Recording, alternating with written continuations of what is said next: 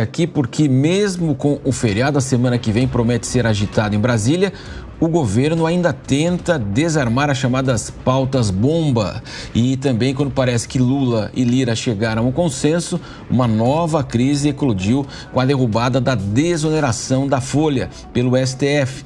E sobre esse cenário nós ouvimos aqui o cientista político Cristiano Noronha, que é o vice-presidente da consultoria Advice, que vai trazer agora todas as informações, entrevista que foi concedida aqui à Jovem Pan. Bom, a gente vem acompanhando, pelo menos desde o fim do ano passado, inúmeras crises entre governo, Congresso, entre o Congresso e o Supremo, mas essa nova crise tem um potencial explosivo muito maior porque envolve os três poderes juntos, não é isso? Tem se tornado, né, uma quase que rotina, quando o governo perde alguma votação no Congresso Nacional, há sempre uma judicialização desse tema, né, preferencialmente no Supremo Tribunal Federal para questionar a constitucionalidade.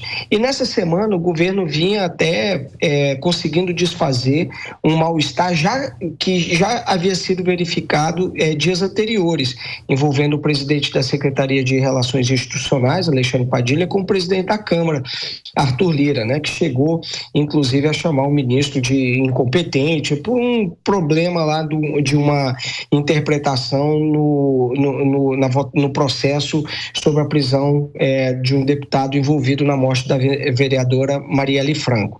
E aí o governo conseguiu apaziguar, o presidente Lula chamou Lira para conversar, enfim, o clima melhorou bastante, e foi graças a isso também que a Câmara, inclusive, aprovou o PEC conforme o governo gostaria, não exatamente nos mesmos termos, mas levando em consideração ali uma ponderação importante do governo, e até conseguiu adiar a apreciação de vetos, que se fosse submetido a voto, muito provavelmente também o governo teria uma derrota. E aí termina a semana com essa nova crise que não tem ainda um desfecho previsto, né?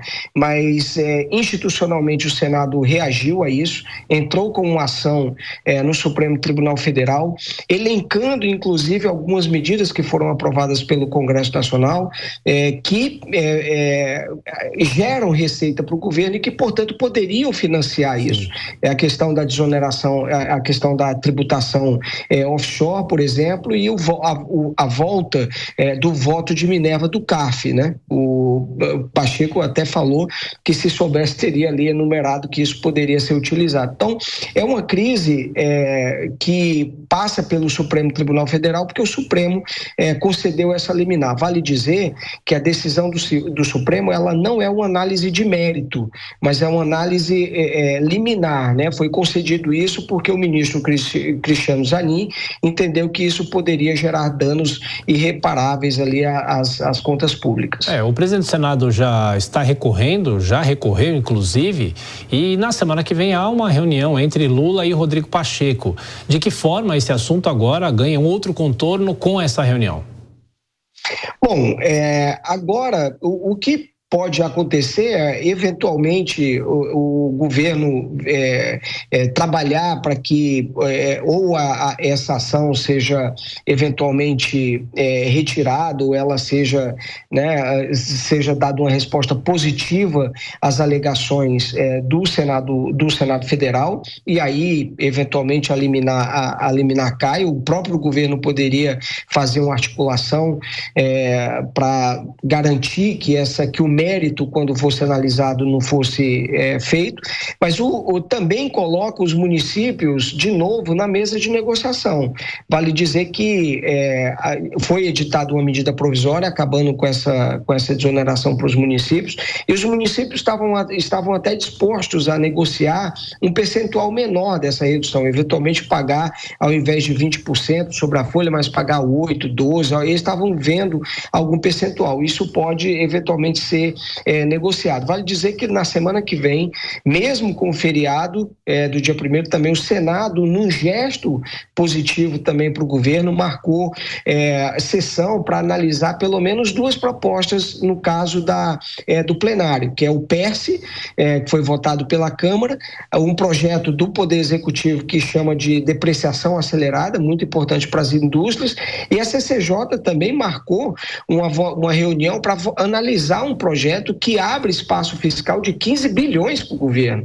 Então, o Congresso fez gestos, inclusive pautou isso para a próxima semana. Então, essa participação do presidente Lula é importante para tentar melhorar um pouco esse clima aí. Ficou muito ruim.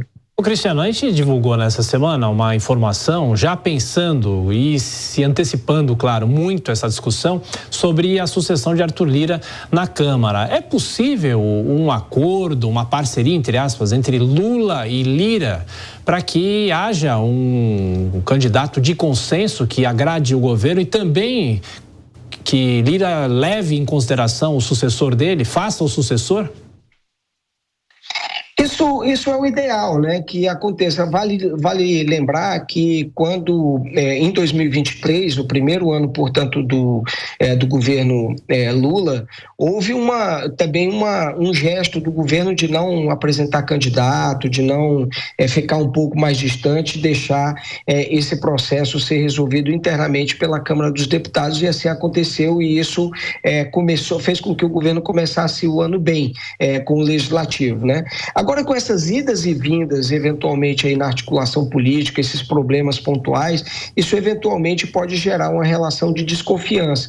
E quando você tem, eventualmente, acordos que são quebrados ou gestos que são feitos e não são comunicados com antecedência para reduzir esse tipo de o risco de ruído, fica complicado chegar a um acordo em relação a essa sucessão do Lira, né? Mas como a gente tem muito tempo ali, é bom que o governo faça, porque quando a gente viu, quando o governo entrou em rota de colisão com o Legislativo, o resultado da eleição não foi positivo ou acabou resultando num nome ainda mais, vamos dizer assim, independente em relação ao governo. José Maria Trindade, quero ouvi-lo sobre esse tema. Zé Maria, a gente já falou um pouco sobre isso, mas essa questão que o Tiago Berraich colocou no final aí, será que é a questão mais prioritária, Zé Maria, essa disputa já pela presidência da Câmara para o ano que vem? À medida que Lula não cumpre acordos que foram firmados lá com o presidente Lira, claro que ele enfraquece, né, o presidente Lira. É uma estratégia fazer isso. De fato, Lula não quer no seu terceiro ano aí, portanto, o ano que vem, ser comandado a Câmara por alguém que Lira indicar e, evidentemente, vai manter a sua influência. A questão do Senado já é muito mais tranquila. Alcolumbre deve ser novamente o presidente do Senado, mas o problema é a Câmara mesmo, Zé Maria? Está em aberto. Marcelo, o governo não pode apostar e perder na presidência da Câmara dos Deputados. Se apostar, tem que ganhar, ou seja, tem que entrar para ganhar. Se houver desconfiança, tem que fazer uma composição. O presidente da Câmara concentrou poderes. O Supremo deu ao presidente da Câmara poderes que ninguém nunca ouviu falar, de centralização. A ideia era de que o presidente da Câmara fosse apenas um coordenador dos trabalhos, né? Ele não é um superdeputado, não tem poderes nenhum, mas houve uma concentração ali com o tempo, com decisões do próprio Supremo Tribunal Federal. Todas as vezes que o governo apostou e perdeu na presidência da Câmara, deu em dificuldades. Severino Cavalcante, que endoidou o governo, aí depois Eduardo Cunha, né, que provocou o impeachment da ex-presidente Dilma, quer dizer, ajudou no impeachment da ex-presidente Dilma, e assim por diante. Então é por isso que há uma tentativa de união entre o que quer o chamado LL, né, o que quer Arthur Lira, o Lira e Lula. É preciso fazer essa união. Esse debate antecipou a disputa e reduziu ali a força de Arthur Lira e reduziu o tamanho do mandato dele. Eu andei perguntando exatamente sobre isso para as pessoas que lidam no dia a dia do Congresso Nacional, sobre Lira e futuro. A ideia é de que no futuro ele vai continuar. Isso aí que você falou é o grande capital de Arthur Lira. é a fama de cumprir acordos. Isto, em política, é muito importante. Esse capital ele vai administrar. De que forma? Pode ser ministro no futuro. Ele é louco com o Ministério da Saúde. Não que esteja preocupado com a saúde dos brasileiros, mas porque é estrategicamente um ministério muito importante aqui na esplanada dos ministérios. Ele pode ser ministro no futuro, quando sair da presidência da Câmara, ou mesmo montar uma frente parlamentar, que é a nova força da política no Congresso Nacional. Ele sai forte, sim, da presidência da Câmara dos Deputados, mas até fevereiro tem muito bambu e muita flecha ainda para ser lançada, né? Zé Maria, no caso do Senado, Davi Alcolumbre, a situação é mais tranquila, já foi inclusive, né?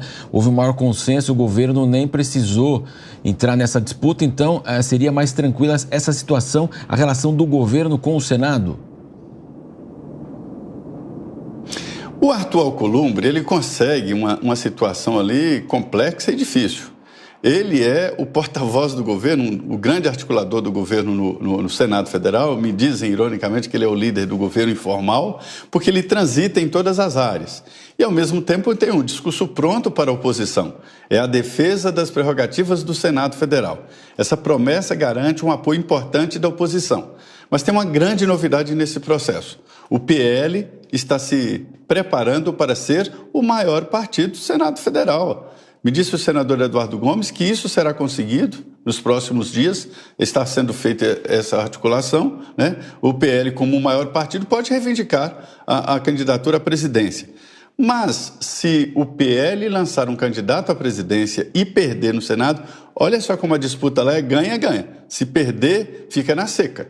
Porque, se houver a composição, o PL fica com a vice-presidência do Senado. Isso não é pouco, não. Fica com outro cargo na mesa e presidência da Comissão de Constituição e Justiça, a toda poderosa Comissão de Constituição e Justiça. Então, são duas situações. Uma, apostar na presidência, perder e ficar na seca. Ou fazer a composição, ficar com vice-presidência, mais um cargo na mesa e ainda a presidência da toda poderosa Comissão de Constituição e Justiça.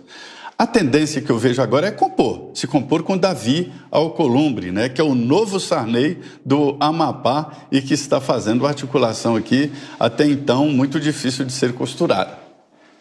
Daqui a pouco o José Maria retorna conosco, mas também agora eu chamo o Mano Ferreira, que vai comentar as notícias neste Jornal da Manhã de sábado. Mano, muito bom dia. Como é que você avalia esse novo confronto agora, que envolve justamente a desoneração da Folha e o governo e o Congresso, Mano? Bom dia, Matos. Bom dia, Zé. É um prazer estar aqui com vocês.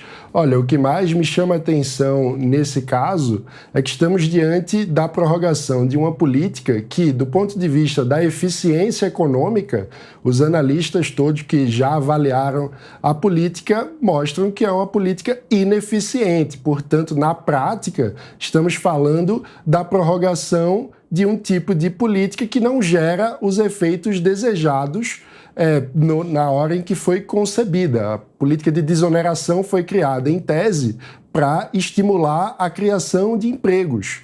Ora, mas há estudos do IPEA, inclusive conduzidos pelo Adolfo Saxida, que foi ministro do governo Bolsonaro, que mostram que, na verdade, a desoneração não teve o efeito econômico de geração de emprego. Então, houve, na verdade, uma renúncia fiscal sem o benefício esperado. Então, na prática, a gente vê a pressão dos lobbies em Brasília funcionando para prorrogar um benefício que não tem almoço grátis, né? Porque se a gente continua prevendo o pagamento da Previdência depois, porque vale explicar para o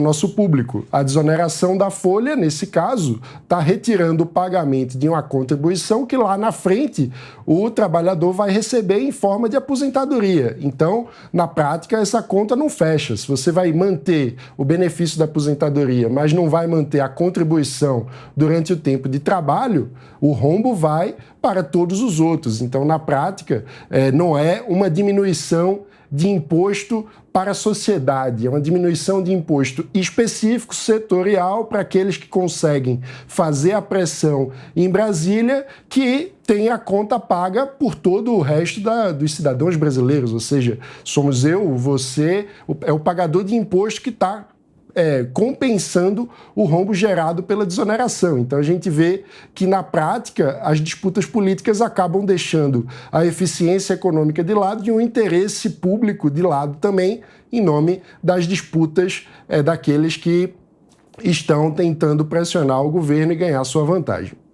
Agora, Mano Ferreira, o nosso público deve estar se perguntando, né? A gente tem as eleições municipais deste ano, mas a disputa política, como você também tocou nesse assunto, e a gente falava com o Zé Maria também, já envolve a presidência das casas no ano que vem. Quer dizer, o político, sempre o calendário dele está à frente do cidadão comum, evidentemente, mas é isso, quer dizer, no fundo, tudo se resume a uma grande disputa política por espaço e uma prévia, evidentemente, das eleições daqui 2 anos ainda. Exatamente, e num contexto em que as contas públicas não fecham. A gente tem um desequilíbrio fiscal no Brasil há cerca de 10 anos, e mesmo assim a disputa é interessante, porque quando contas públicas não fecham, o que isso significa na prática é que o país não está tendo capacidade de fazer política, porque fechar as contas quer dizer a capacidade de fazer escolhas, de assumir que nós temos um orçamento X e, portanto, vamos ter despesas compatíveis com esse orçamento. Quando a gente fala das metas fiscais, o governo prorrogou. E, na prática, isso é muito danoso para o longo prazo, para as expectativas de crescimento do país, porque um governo que não fecha suas contas perde confiança, não consegue atrair investimentos, não consegue criar as condições necessárias para que o mercado gere desenvolvimento e seja uma economia de fato próspera. E aí, na dinâmica política, o que a gente precisa sempre ter em mente é o seguinte: o governo, assim que assume, ele vem com capital político, ele vem com crédito das urnas. É o momento, portanto, o começo do governo, é o momento de fazer o ajuste fiscal para o lado da despesa. Quando o governo não consegue fazer ajuste do lado da despesa, e nesse caso, nesse terceiro governo Lula, que a gente está lidando, é um governo que decidiu não tentar fazer ajuste fiscal pela despesa, decidiu centrar todos os seus esforços no lado da arrecadação. Na prática, quem não faz controle de despesa no começo do governo, depois é que não faz mesmo, porque a cada dia que passa, o capital político que veio das urnas diminui e a pressão política por gasto aumenta, porque a gente está falando da disputa para sucessão no Congresso, mas vale lembrar, teremos também eleições municipais esse ano. Então, quando a gente fala de eleição municipal, a gente fala de pressão de deputados para liberação de emendas que vão chegar em obras nos seus redutos eleitorais para tentar turbinar a eleição dos seus prefeitos aliados, que depois servem de base eleitoral para a reeleição destes mesmos deputados. Ou seja, a pressão por gasto público fica cada vez maior. E depois a gente sabe, passa a eleição municipal, passa a eleição da nova mesa da Câmara e do Senado, as atenções se voltam justamente para a reeleição de cada um deles. E aí o espaço para falar em corte de gasto, que geralmente é uma medida impopular para os setores específicos que terão um impacto do corte daquele benefício, fica muito mais difícil politicamente, porque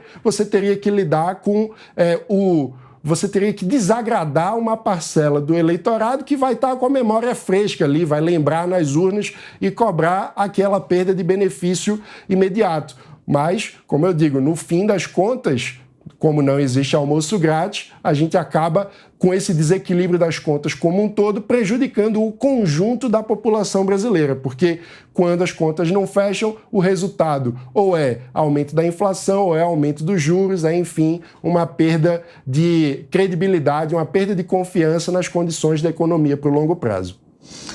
Muito bem, vamos dar sequência, e essa conta é paga por nós. Evidentemente que Prefeitura, Estado e a União, eles não geram receitas. Quem gera receita para eles somos nós, que pagamos toda essa conta, evidentemente, e não é pouca essa conta.